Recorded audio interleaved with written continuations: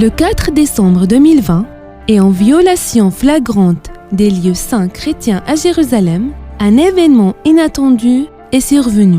Un colon juif extrémiste a tenté de mettre le feu à l'église de Gethsemane. Ces lieux qui témoignent de l'endroit où Jésus les Christ a passé ses derniers moments sur la terre.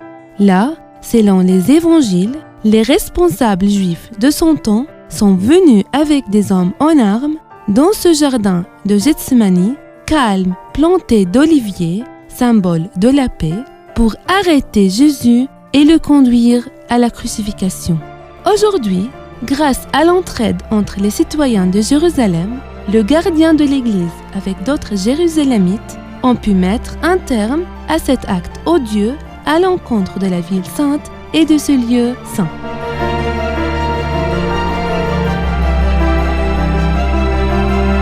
Cette action n'est pas la première contre les lieux saints chrétiens. En 2015, l'église de Tabra, encore appelée l'église du pain et des poissons, au bord du lac de Tibériade, a été incendiée. L'attentat a provoqué d'énormes dégâts et a laissé des inscriptions racistes en hébreu à connotation religieuse. Dans le même contexte, d'autres graffitis racistes ont été inscrits par des colons extrémistes juifs sur les murs de la basilique de la Dormition et de l'église baptiste à Jérusalem en 2012 et 2013. En février 2015, les forces d'occupation israéliennes ont arrêté l'archevêque de Sabastia de l'église grecque orthodoxe, Atallah Hanna, alors qu'il participait à une manifestation contre la saisie de la structure chrétienne de Beit el-Barakeh au nord de la ville d'Hébron.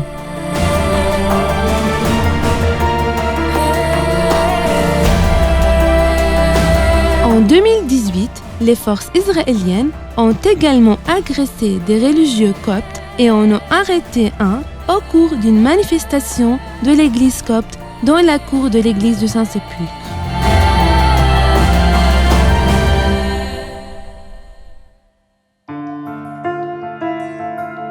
Que les Palestiniens chrétiens aient leur droit légitime de liberté de culte sans aucune restriction sur leur terre sainte, cette terre où Jésus est né et a ressuscité.